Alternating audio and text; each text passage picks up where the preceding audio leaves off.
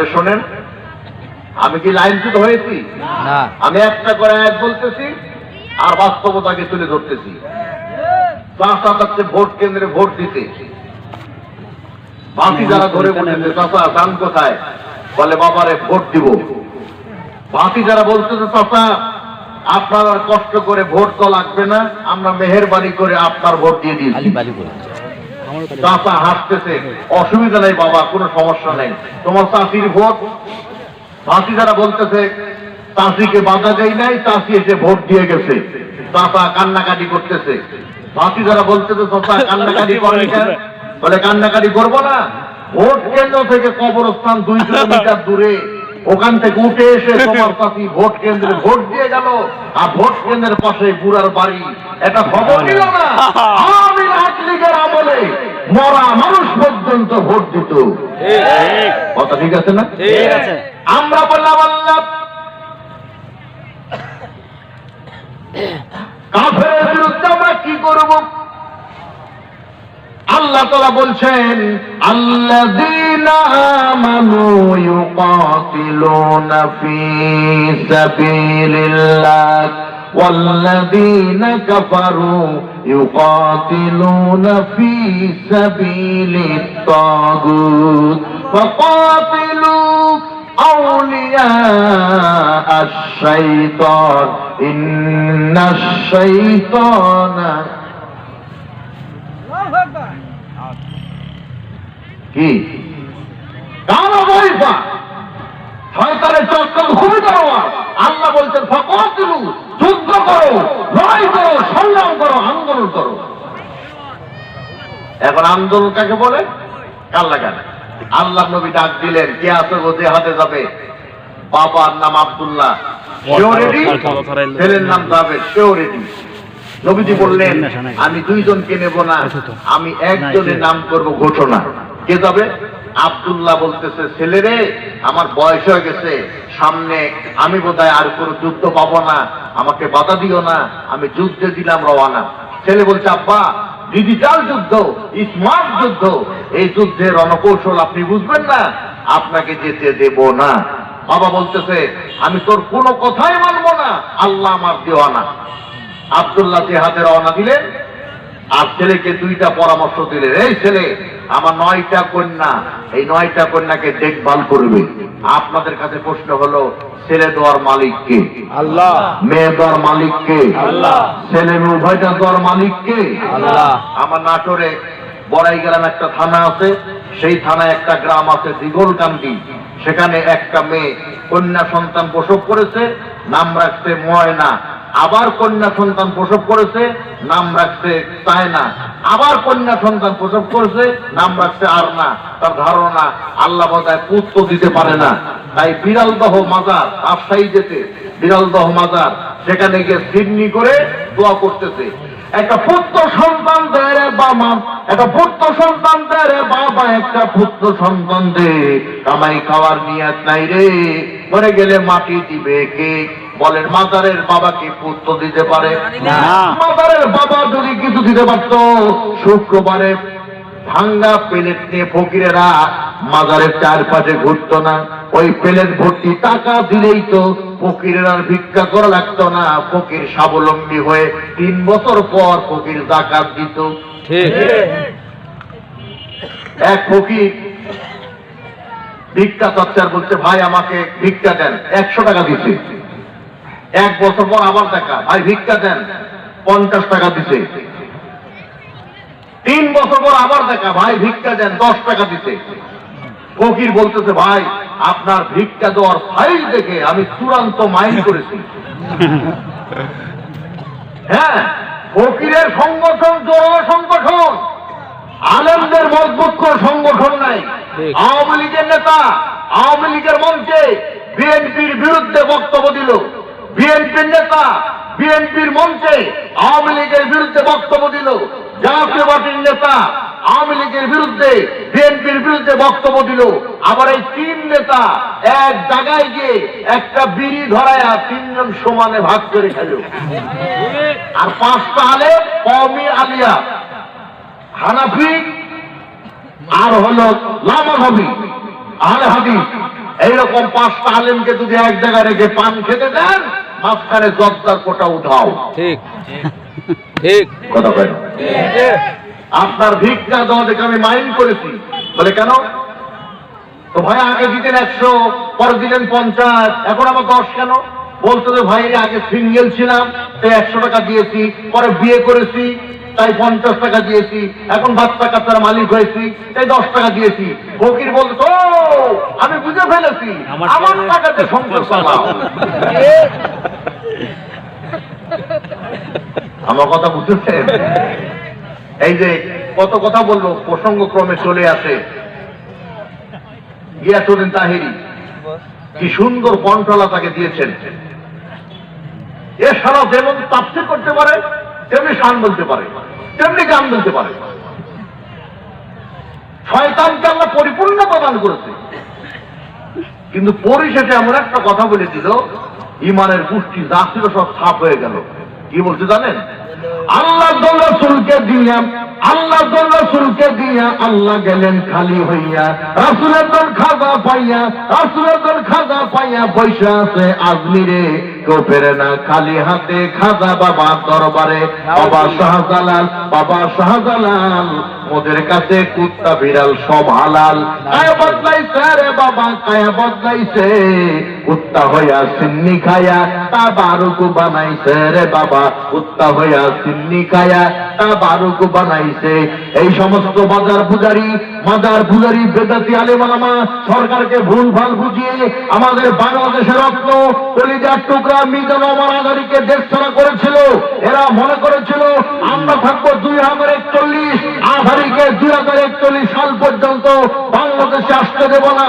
এরা 2024 5 আগস্টে ফিনিশ, আজহারী বিজয় দেশে, এটা ছিল বাংলাদেশে।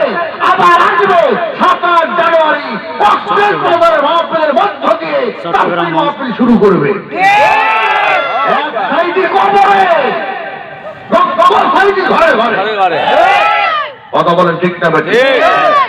আপনারা ভালো করে জেনে রাখবেন, জীবন্ত সাইদির চাইতে শহীদ সাইদি আমাদের কাছে অনেক বেশি জনপ্রিয়। আরেকটা কথা মনে রাখবেন, বাংলাদেশ যতদিন থাকবে সাইদি সাহেবের নাম মানুষ শ্রদ্ধার সাথে উচ্চারণ করবে, আর বাংলাদেশ যতদিন থাকবে স্বৈরাচারীদের নাম, স্বৈরাচারের নাম মানুষ জুতা নিক্ষেপ করে স্মরণ করবে। এই ছেলে আমার কয়টা মেয়ে? আমার 9টা মেয়েকে দেখভাল করবে। আর 2 নাম্বার, যদি কোনো পরামর্শের প্রয়োজন হয় দুনিয়ার আতি নেতা, পাতি নেতা, জাতি নেতা, ছাতি নেতার কাছে না করে নবীজির সঙ্গেই পরামর্শ করবে। আমার 9টা কন্যাকে দেখভাল করবে।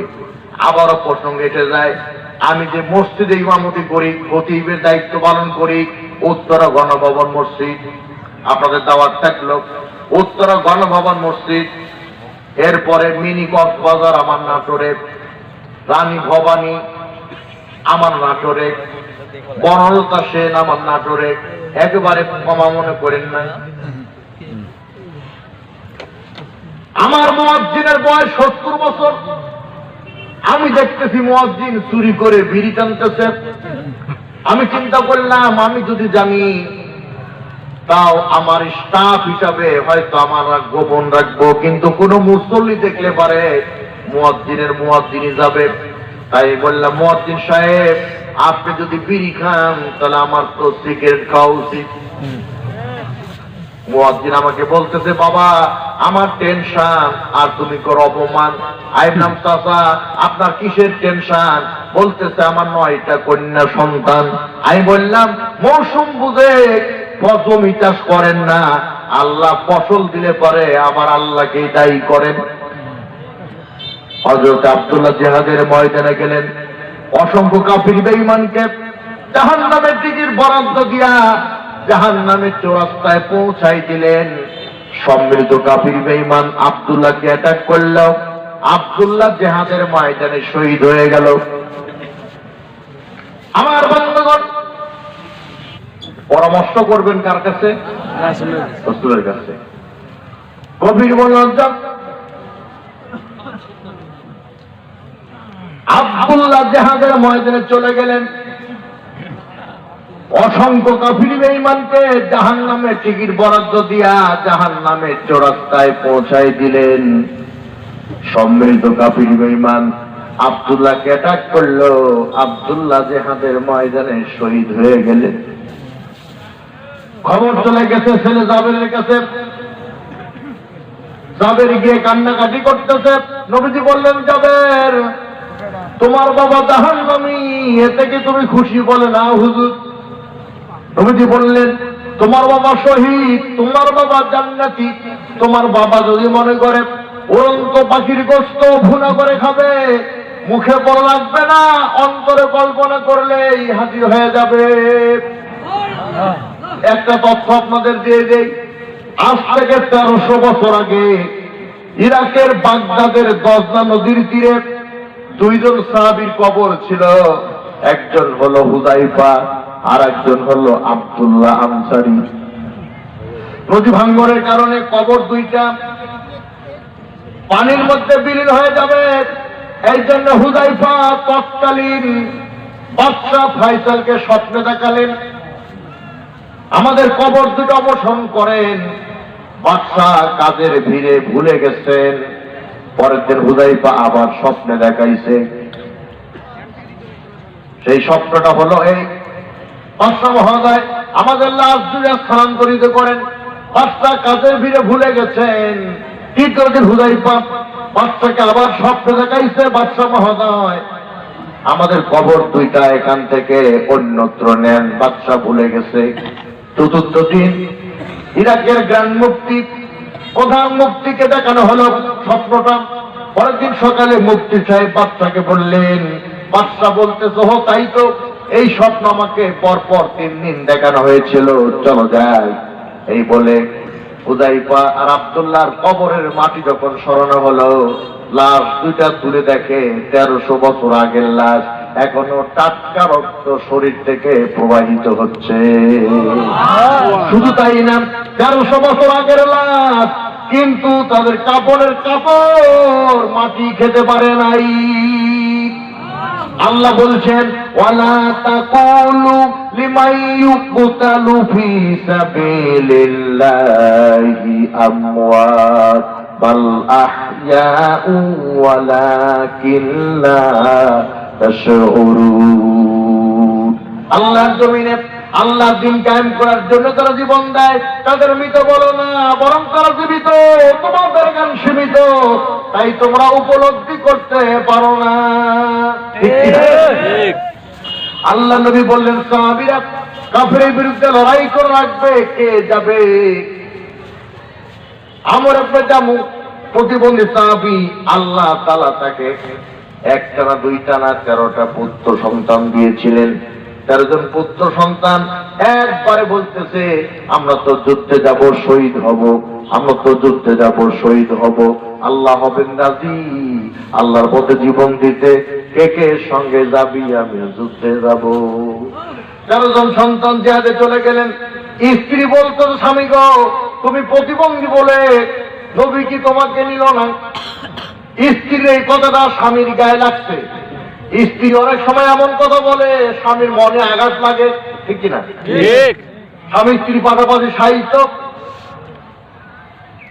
স্বামীকে ডেকে বলতো, স্বামী গো, একটা কথা বলবো বলবো বলে বলাই হয় নাই। স্বামী বলল, ঠিক আছে বলে দাও। বলতেছে, আগামী শুক্রবারে আমার বাবা আমার বাড়ি আসবে। স্বামী বলতেছে, আসলে সমস্যা কি? স্ত্রী বলতেছে, সমস্যা হলো আমার আব্বা তো ব্রয়লার শরীর খায় না, খাই হলো কবুতর। ঠিক আছে, আনা হবে। বলতেছে, স্বামী গো, শুধু আমার বাবা না, আমার মাও আসবে। স্বামী বলতেছে, ঠিক আছে আসুক, সমস্যা কি? বলতেছে, সমস্যা হলো আমার মা কোনো গোস্তই খায় না, খায় খালি শিং মাছ। ঠিক আছে, আনা হবে। শ্বশুর শাশুড়ি এলো, কবুতর কেনা হলো, শিং মাছ কেনা হলো, চূড়ান্ত খাওয়া খেয়ে তারা বিদায় নিল। একদিন স্বামী বলতেছে, ওগো, ওই যে বামনপুরীতে আমার একটা গরিব বোন আছে রে, ওই বোন আমার বাড়িতে বেড়াতে আসবে। এ কথা শুনে স্ত্রীর মুড অফ। মুড অফ, মন খারাপ। ইতিমধ্যে বোন এসে পড়েছে, স্বামী বাজার করে দিয়েছে, বোন খেতে বসেছে। এই সময় বউ বলতেছে, তোমার ভয়ে আজকে 4টা মাস হলো কোনো বেতন নাই, কি কষ্টে সংসার চালায় আমি জানি আর আমার আল্লাহ জানে। তার মানে কি, খাওয়া দাওয়া করে থাকো না, চলে যাও, চলে দে। কোথা কথা। কোন স্ত্রী যদি এমনটা করে, আপনি গোপনে আপনার গরিব বোনকে দান করবেন, টাকা দিবেন, চাউল কিনে দিবেন, পোশাক কিনে দিবেন, আর বউয়ের কাছে মিথ্যা কথা বলবেন, এক্ষেত্রে জায়েজ আছে। ঠিক ঠিক আছে না? ঠিক। এইবার ভালো মনোযোগ দিয়ে শোনেন, স্ত্রীর কত স্বামীকে এত আঘাত লেগেছে। আমার পেতাম আল্লাহর দরবারে হাত তুলেছে, আল্লাহ আমি জিহাদের ময়দানে যাব, আমার স্ত্রীর কাছে আমি যেন আর ফিরে না আসি। জিহাদের ময়দানে গেলেন, এক এক করে সব সন্তান শহীদ হয়ে গেল। ইসলামের কালেমার পতাকা প্রতিবন্ধী সাহাবী আমর ইবনে জামু উত্তোলন করেছেন। কাফির বেঈমানেরা আমর ইবনে জামুকে শহীদ করে দিয়েছে।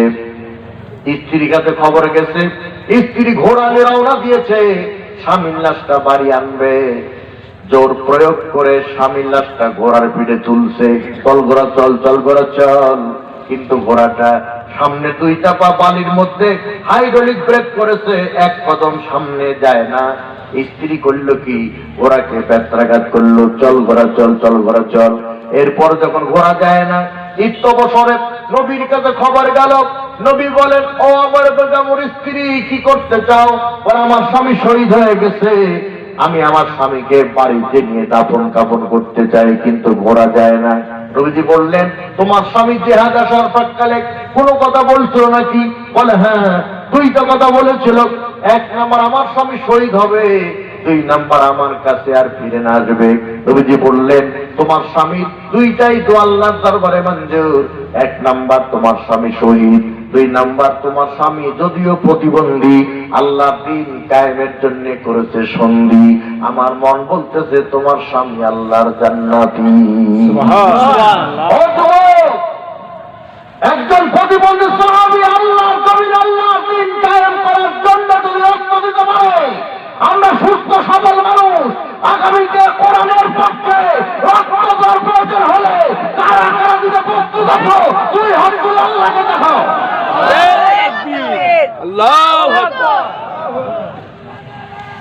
সংসদে চলো, সংসদে চলো, ঘরে বলবি, ঘরে দাঁড়ায় ঘর অন্ধকার করে ফেলেছে। এবার সুযোগ এসেছে, জায়গা মতো আল কোরআনের আলো, সংসদে চলো, সংসদে জালো, আল কোরআনের আলো। আল্লাহ হাতগুলি কবুল করুন। আমিন। আর একটা কথা বলার আগে মা বোনদের কথা বলি। আমি আমার মাহফিলে, বড় বড় মাহফিলে বড় বড় বক্তার ওয়াজ শুনেছি, তারা বলে মা বোনদের জন্য ওয়াজ করা হবে ইনশাআল্লাহ, মা বোনরা বসেন।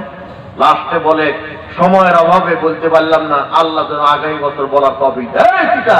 বামনপুরের মাহফিলে তোকে আগামী বছর দাওয়াত দিবে, এই গ্যারান্টি তোকে কে দিয়েছে? তারই তো গ্যারান্টি নেই। এই জন্য আমি কোনো সাইড বাদ দিই না।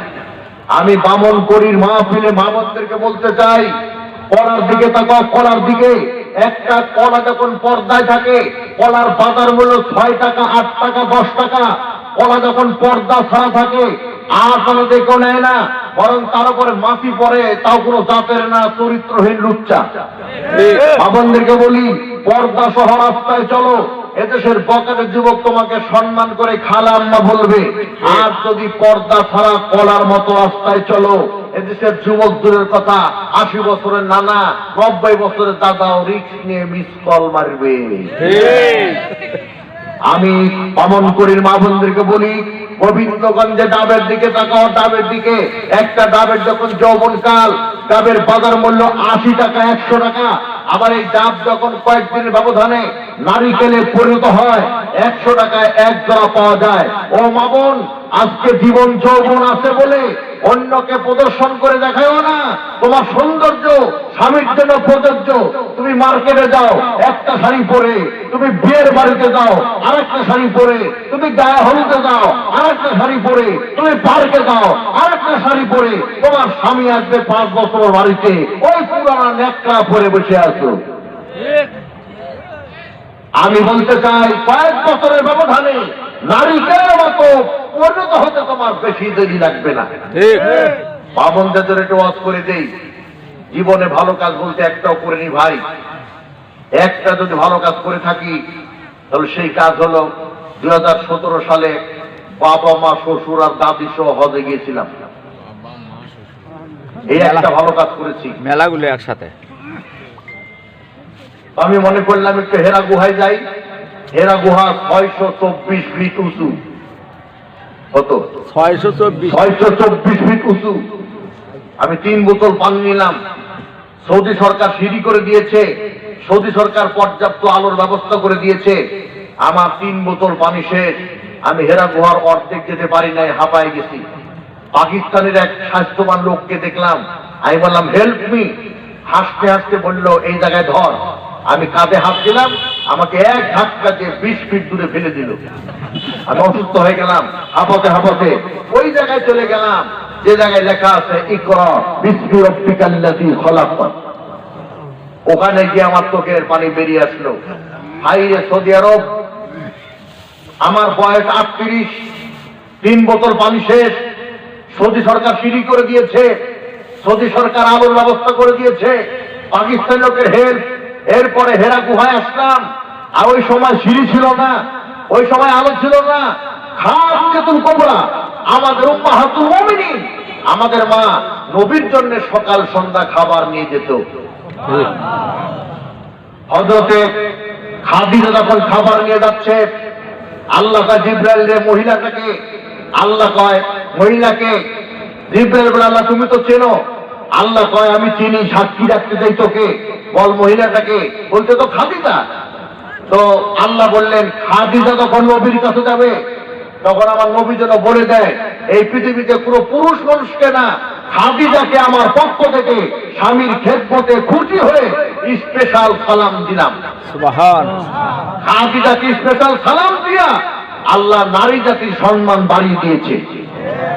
কত ঠিক না ঠিক?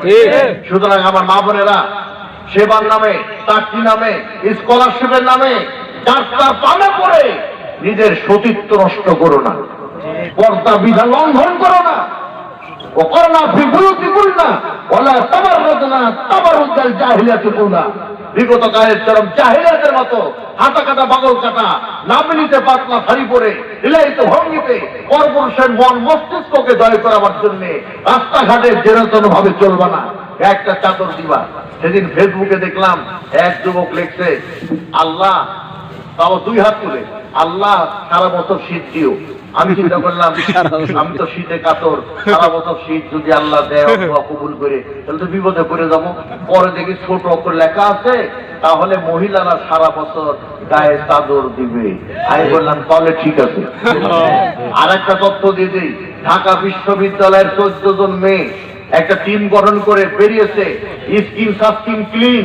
তাদের বউ সুখে আছে নাকি দাড়িওয়ালা হুজুরের বউ সুখে আছে, ওরা তদন্ত করে দেখে স্কিন সাস্কিন আর ক্লিন যে সমস্ত লোক তারা বিনা কারণে বউ ধরে মারে।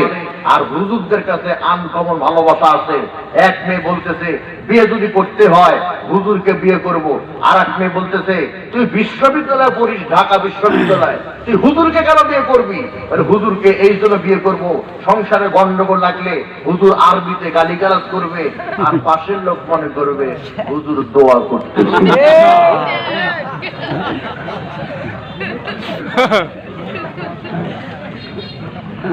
শেষ কথাটা বলে এইভাবে হযরত মুসা রাদিয়াল্লাহু তাআলা আনহু জিহাদের ময়দানে গেলেন, কালেমার পতাকা ডান হাতে উড্ডীন করলেন।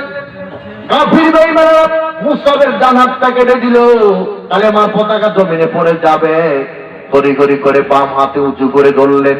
কাফির বেঈমানরা বাম হাতটা কেটে দিল, মুসাবের ডান হাত নাই, বাম হাত নাই, কালেমার পতাকা জমিনে পড়ে যাবে। এটা বুঝতে পেরে চাপ দিয়ে কামড়ে কালেমার পতাকা উঁচু করে ধরলেন। কাফির বেঈমানেরা মুসাবের শরীর থেকে মাথা আলাদা করে দিল, মুসাব শহীদ হয়ে গেল। সাহাবায়ে কেরাম দেখতেছে, লোক নেই জন নাই, কিন্তু এই দূরে কালেমার পতাকা উড়ে কেউ উড়ায়। কাছে গিয়ে দেখে অর্জিত মাথায় চাপ দিয়ে মুসাব কালেমার পতাকা উঁচু করে ধরে রেখেছে, জমিনে পড়তে দেয় না। আসুক না যত বাধা, যত ঝড় সাইক্লোন, রাসূলের পথে মোরা চলবই চলবই, এ জীবন বাজি রেখে দিনের নিশান মোরা বাংলার আকাশে ওরা বই। মোরা কামানের মুখোমুখি দাঁড়িয়ে, মোরা কামানের মুখোমুখি দাঁড়িয়ে আল্লাহু আকবার বলবো। আসুক না যত বাধা, দুই হাত তুলে বলেন কথা ঠিক আছে না নাই? দুই হাত তুলে বলেন পিছনের ভাড়া ঠিক আছে না নাই? এবার কিছু কষ্টের কথা বলি, কষ্টের। আমি গণপ্রজাতন্ত্রী বাংলাদেশ সরকারের কাছে দাবি করেছিলাম, এরা পত্রিকা এসেছিল সংগ্রামে, যার 3টা পুত্র সন্তান, তার একটা সন্তানকে মাদ্রাসায় পড়ানো বাধ্যতামূলক করা হোক। সমস্যা কেন? আমি মরে গেলে আমার জানাজা যেন আমার ছেলে করতে পারে, কোনো ভাড়াটিয়া হুজুর যেন না লাগে। কিন্তু স্বামী স্ত্রী পরামর্শ করেছে, আমার এই সুন্দর ছেলেটাকে ইঞ্জিনিয়ার বানাবো, আবার ছেলে হয়েছে, এই ছেলেকে ডাক্তার বানাবো, আবার ছেলে হয়েছে লক্ষ্মীটেরি দেড় বেটারি, পরে গেলে উঠতে পারে না, নাম রাখছে হিম্মত আলী, তোকে কম দেখে নাম রাখছে নজর আলী। চিন্তা করতে পামন করে লিল্লা বোর্ডিং এ খেয়েছে, কয়েকদিন বাসে পরে গেলে আপত্তি দেয়। আপনাকে আমি কি দিয়ে বোঝাবো? বিশ্বকাপ ফুটবল, ফুটবল বিশ্বকাপে বাংলাদেশ আজ পর্যন্ত চান্সই পায় নাই। ক্রিকেট বিশ্বকাপ খেলে চ্যাম্পিয়ন হতে পারে নাই, কিন্তু বাংলাদেশের ফজলা বেয়াদেল, জাকারিয়া, নাজমুল সাকিব, আব্দুল্লাহ, রাহাত, তাকিব কোরআন তেলাওয়াত করে বিশ্ব চ্যাম্পিয়ন হয়েছে। এটা আমাদের গর্ব, অহংকার।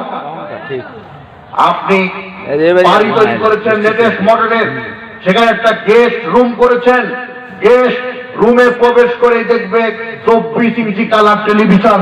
দিন যতই যেতেছে ইমানের ইঞ্চি কমতেছে, টেলিভিশন ইঞ্চি বাড়তেছে। আগে যুগে মসজিদ ছিল কাঁচা, ইমানদারের ইমান ছিল পাকা, এখন মোড়ে মোড়ে সব মসজিদ পাকা, মুয়াজ্জিন আযান দিয়ে বসে আছে, মুসল্লি নাই, মসজিদ ফাঁকা। ঠিক, মুসল্লি আবার যা আছে তা 4 প্রকার, কিছু মুসল্লি সুকা, কিছু মুসল্লি বোকা, কিছু মুসল্লি মুসল্লিদের দেয় ধোকা, কিছু মুসল্লি নামাজ পড়া যেমন তেমন, ইমামের ইমামতি খাওয়ার পোকা। তারা মুয়াজ্জিন, তাদের জন্য সুখবর হলো হাসরের ময়দানে সূর্য যখন সোহাত মাথার উপর নেমে আসবে, তখন মানুষের মাথার মগজগুলি নাক দিয়ে মুখ দিয়ে গল গল করে বের হবে। ওই সময় হযরতে বেলাল কালেমা সূচিত বিশাল পতাকা নিয়ে দাঁড়িয়ে যাবে। ওই পতাকার তলে আশ্রয় পাবে পৃথিবীর সব মুয়াজ্জিনেরা। সুবহানাল্লাহ। আজকে সবজির দাম বেড়েছে, ইমামের দাম বাড়ে নাই। মসজিদের সভাপতি বলছে, হুজুর আজকে জুমায় আমার ছেলের জন্য দোয়া করবেন, আমার ছেলের জন্য একটা চাকরি হয়। সভাপতির ছেলের একটা চাকরির ব্যবস্থা করে দিও, বেতন যেন 5,000 টাকার বেশি না হয়।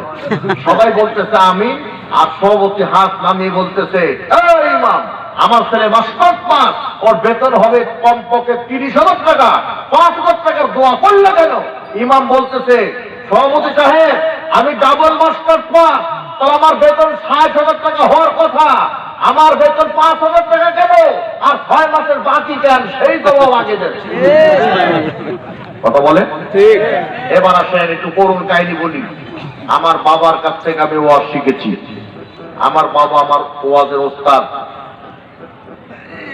সাইকেলে চড়ে ওয়াজে গেছি, 50 হুন্ডারে ওয়াজে গেছি, 80 হুন্ডারে গেছি, বিভিন্ন ভাবে চলে গেছি মাহফিলে।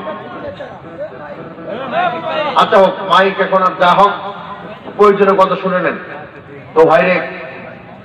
বাবা মাকে নিয়ে হতে গেলাম, তাওয়াফ করতেছি কাবা ঘর, 7 বার তাওয়াফ করা লাগে। চতুর্থ তাওয়াফে, কোন তাওয়াফে? চতুর্থটা চতুর্থ তওফিক। আমার আব্বা বলতেছে তোমার মা কই? আমি মাকে বাম হাতে ধরে রেখেছি। আমি জানতাম বাংলাদেশ থেকেই হজে গিয়ে যদি কোনো মহিলা হারিয়ে যায় বিড়ম্বনার শেষ নাই। আমার আব্বা বলতেছে আমি একটু হাত তুলে আমিন আমিন বলবো মুনাজাতে, তোমরাও আমিন আমিন বলবে। আমরা মনে করলাম আব্বা বোধহয় তার নিজের জন্য কোনো কিছু চাইবে না গো। আব্বা হাত তুলে দুইটা দোয়া করলেন, দুইটাই আমার জন্যে। সেই দোয়া হলো আল্লাহ আমার রুহুল আমিনকে জগৎ বিখ্যাত আলেম বানিও, আর কোরআনের কথা বলতে গিয়ে আমার ছেলে যেন কোনো বালা মুসিবতে না পড়ে, আল্লাহ তুমি রহম করো। আমার বাবার দুইটা দয় কবুল।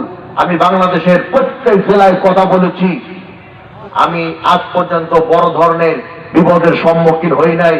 হজে গিয়া যেদিন আরাফাতের ময়দানে হজ হচ্ছে, ওই দিন মুয়াল্লিম সাহেব ঘোষণা করে দিল বাংলাদেশ থেকে এখন 10 মিনিট বক্তব্য রাখবে মাওলানা রুহুল আমিন জিহাদি। সেখানেও কথা বলার তৌফিক আল্লাহ আমাকে দিয়েছে। আমি অহংকার করে বলছি না। আমি সেই বাবাকে 2019 সালের 11 ফেব্রুয়ারি সিংড়ার করসমারিয়া মাদ্রাসায় নিয়ে গেছিলাম মাহফিলে প্রাইভেট কারে করে। আমি প্রধান বক্তা চেয়ারে বসে আছি, আমার নুরুন নবী ভাই যেমন আজকের ভারপ্রাপ্ত সভাপতি, আমার আব্বা এসে বলল সভাপতি সাহেব আমাকে 2টা মিনিট সময় দেন, আমি মাদ্রাসা শিক্ষার গুরুত্ব সম্পর্কে বক্তব্য দিব। দেওয়া হলো সময়। আব্বা 2 মিনিট বক্তব্য একটা ছন্দ বললেন। ওই ছন্দতে আমার জীবনে আমার বাবার কণ্ঠে শোনার শেষ ছন্দ হবে আমি বুঝতে পারি নাই। আব্বাকে প্রাইভেট কার নিলাম, অসুস্থ, কোনো কথাই বলে না। বাড়িতে এসে আমার মাকে ডেকে বলল তোমরা আমাকে মাফ করে দিও, মন মানে না। হাসপাতালে নিয়ে গেলাম। পরের দিন সকাল 7:40 আব্বা আমাকে ইয়েতিম করে চলে গেল। আপনারা আমাকে যারা এর আগে দেখেছেন, আমার সুন্দর চেহারা ছিল, এখন চেহারা পেয়ারা হয়ে গেছে। একদিকে আমি ইয়েতিম, একদিকে আমার মা বিধবা। আমার বিশাল সংসার, আমরা 3 ভাই এক জায়গায়।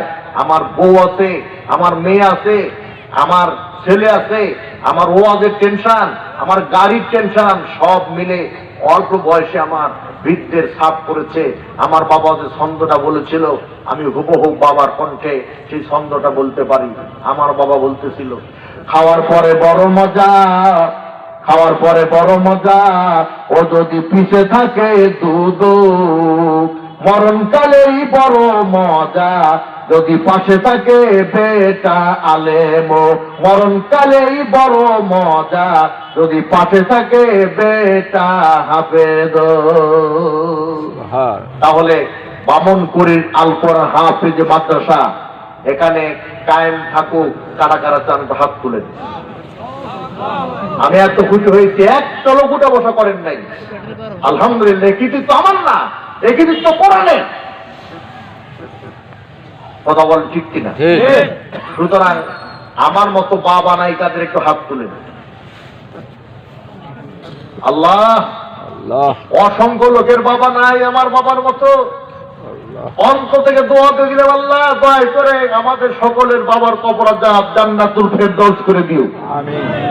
এখন আপনাদের কাছে আমার আবেদন, ওই বাবার জন্য কোরআনের মাদ্রাসায় নকল বাকিতে 1টা করে 30টা হাজার টাকা দিবেন। এই কোরআন 30 পারা, 1 পারার মূল্য দিবেন যাদের বাবা নাই। একজন ভাই বলেন তো আমি 1,000 টাকা দিব। ও ভাই আমি ছন্দের আকারে কিছুক্ষণ আদায় করব। একজন ভাই বলেন না হুজুর আমার বাবা নাই, আমি আপনার মতো ইয়েতিম, আমি 1,000 টাকা দিব। দরদি একটু হাত তুলেন। মাশাআল্লাহ, ইনশাআল্লাহ 30,000 টাকা হয়ে যাবে, কোনো ব্যাপারই না। বড় হয়েছে বাবা নাই ভাই, বড় হয়েছে। আহারে ইন্নালিল্লাহ, আমার ভাইয়ের বাবা নাই। আমার কথায় আবেগ আপ্লুত হয়ে 1,000 টাকা দিয়ে গেল। অন্তর থেকে দোয়া করি আল্লাহ মেহেরবানি করে আমার ভাইজানের আব্বার কবরটাকে জান্নাতের বাগান বানায়া দিও। জোরে বলেন আমিন। আমিন। নগদ বাকিতে 1,000 টাকা দিবেন। বাবা নাই, বাবার কথা মনে করে একটু হাত তুলেন। মাশাআল্লাহ, কি নাম ভাই?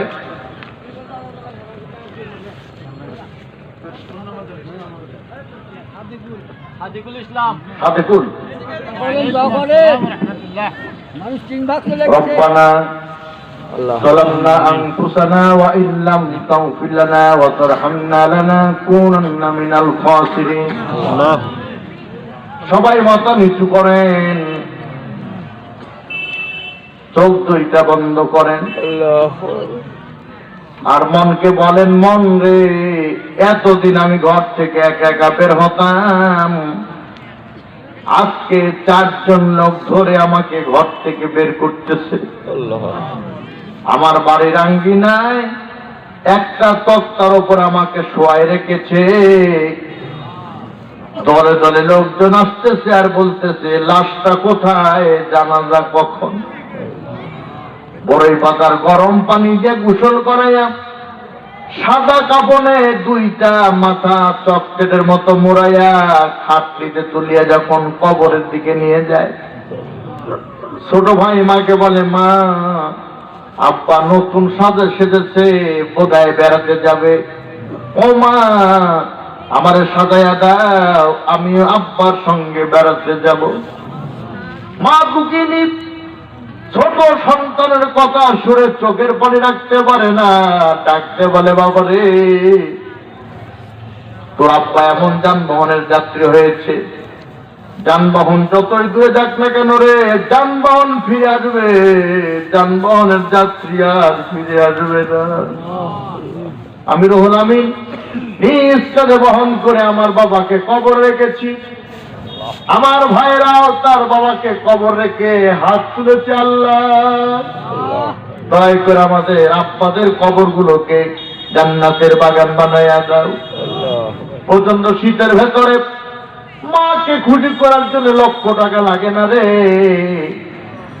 একটা চাদর কিনে দিলে পারে, মা আবেগে চোখের পানি ছেড়ে দিবে আর বলবে, বেটা কি দরকার ছিল রে। এটা কোনো চোখের পানি নয়, এই পানি দিয়ে জাহান্নামের আগুন নিভে যাবে। এখন আমি রুহুল আমিনের হাজার হাজার টাকা আছে, শত শত চাদরও কিনতে পারবো, কিন্তু সেই জনম দুঃখিনী মা, ওই জনম দুঃখিনী মা আর বেঁচে নাই। আল্লাহ, মা বাবা ভাই মাকে মাফ করে দিও। এখানে অনেকে হাত তুলেছে, আল্লাহ, যাদের মাও নাই বাবাও নাই, আল্লাহ দুজনকে ক্ষমা করে দিও মাহবুব। মা বাবা যাদের বেঁচে আছে, আল্লাহ হায়াতে বারাকা দিও, আমরা যেন খেদমত করতে পারি, আল্লাহ দয়া করে সেই তৌফিক দিয়া দিও। আয় আল্লাহ হাফেজ রুস্তম আলী ভাই, এই মাহফিলের জন্য তার পেরেশানি শেষ নাই, আল্লাহ তার এই পেরেশানিটুকু ইসলামের জন্য কবুল করে নিও। এই মাদ্রাসাকে সুপ্রতিষ্ঠিত করো, এখানে প্রত্যেক বছর যেন তাফসীর মাহফিল হয়, আর ছাত্রছাত্রী পাগড়ি, মানে ছাত্ররা পাগড়ি সনদ, আর মেয়েরা নেকাব বা বরকা যেটাই বলি, হিজাব, ওইটা যেন নিতে পারে, আল্লাহ সেই বন্দোবস্ত তুমি করে দিও।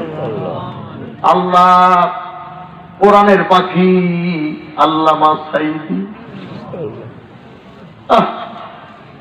তার বড় আশা ছিল একটা বারের জন্য তিনি বের হয়ে কোরআনের কথা বলবে, জালিমেরা সেই সুযোগটা পর্যন্ত দেয় নাই। আমি অ্যানালাইসিস করে দেখেছি, সাইদি সাহেব যদি বেরিয়ে আসতো, বাংলাদেশে এমন কোন মাঠ নাই যে মাঠে শ্রোতাদের জায়গা হতো।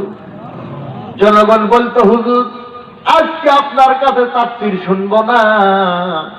জালেমেরা 13টা বছর কারাগারে কি ব্যবহার করেছে এইটাই বর্ণনা করেন। আমার মনে হয় সাইদি সাহেবের কাছে এই বর্ণনা শুনতে গিয়ে অনেক লোক হার্ট অ্যাটাক করত। 2টা কবর এক জায়গায় করলে যতটুকুন হয়, এতটুকুন জায়গা তার জন্য বরাদ্দ। পর্যন্ত শীতের ভেতরে মেয়েতে তো থাকতে পারে না, পরিবারের পক্ষ থেকে দাবি করা হলো একটা চৌকি দেওয়া হোক।